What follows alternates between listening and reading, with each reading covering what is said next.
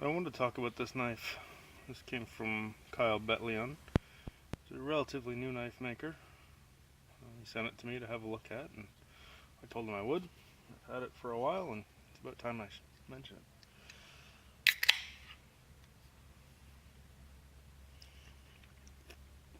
So we'll start with the sheath.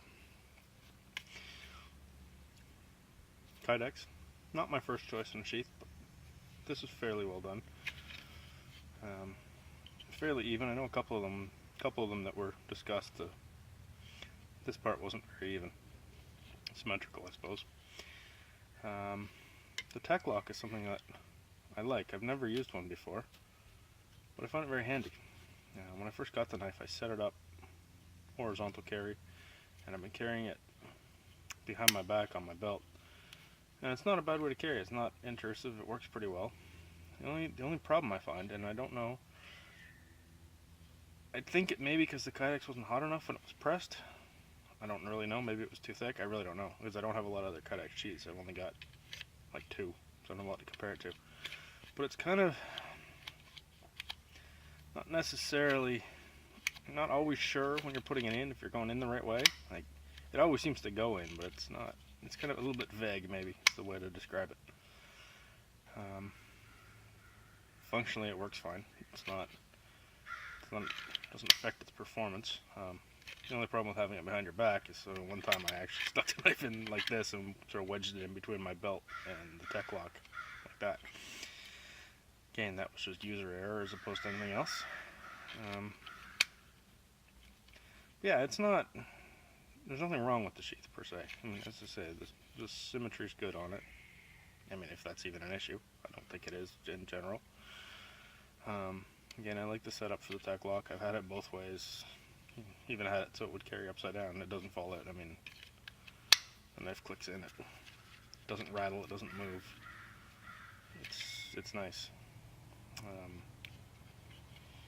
Yeah, the only thing I say, and again, I've never made a Kydex sheath, so I don't know what's involved, but it just seems sort of vague when you until it clicks in. It sort of seems a little bit vague.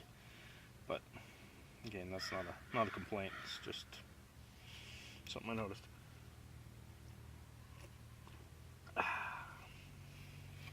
So, moving on to the knife itself. CTS XHP, I believe. It's a nice size knife. I like the size of it. It's for an EDC knife. Works quite nice. Nice and thin behind the cutting edge, a little bit thicker at the tip, but hollow ground. G10 handles and through pins to hold them on. The handle's very ergonomic, and it fits my hand. And the only thing I would say about the handle, I mean, it's well shaped. It's very symmetrical.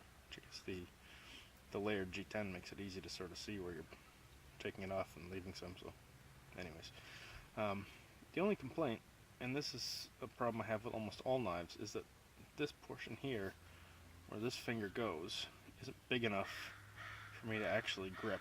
And that's just hand mechanics for me.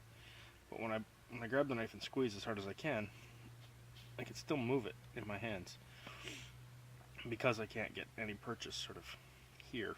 Now, if I was to have another finger in there, it considerably increases my retention on the knife. But that said, for any other grips, it actually fits really nice for a reverse grip. If you're doing like a chest lever or something like that, no complaints. I mean, it's a nice grip. The blade shape, one fairly gentle curve right to the tip. It's kept an edge well. I mean, what is edge retention other than how long it lasts until you bump it into something hard, really? I mean, if you're cutting tomatoes all day on a softwood cutting board, it may never go dull, but I'm probably going to hit something, a staple, a nail, or whatever with it. So, does it stay sharp? Yes. Is it acceptable? Yes. Other than that, I don't know, fairly easy to sharpen, not overly demanding.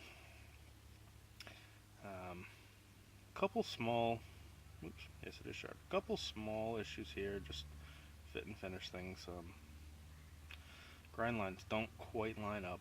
Not a big deal, doesn't hurt the performance of the knife. Beautifully rounded over through here, but there's a bit of very tactical jimping. If I was going to order this knife, I would order it without the jimping. Although, if you like jimping, this definitely gives you some good indexing. Not my favorite thing, but again, it's just something to me for my opinion. Well executed, evenly spaced. He's got some little checkering on this to add even more sort of retention or indexing. Mirror polished on the, not quite mirror, almost mirror polished spine here. The knife's fairly handle heavy. The balance point is behind the index finger. Ideally, I like a knife that's a bit more neutrally balanced, but again, that is a personal preference, and it's not a very big deal. It's not like it's such a heavy knife that you can't carry it. And there are times where having a slightly handle heavy is nice. Anyways. So yeah, for a knife maker who's fairly early on in his knife making career, I'd say that he certainly got the talent. I'd definitely buy one of his knives in the future. I like this one. I quite like this one just the way it is.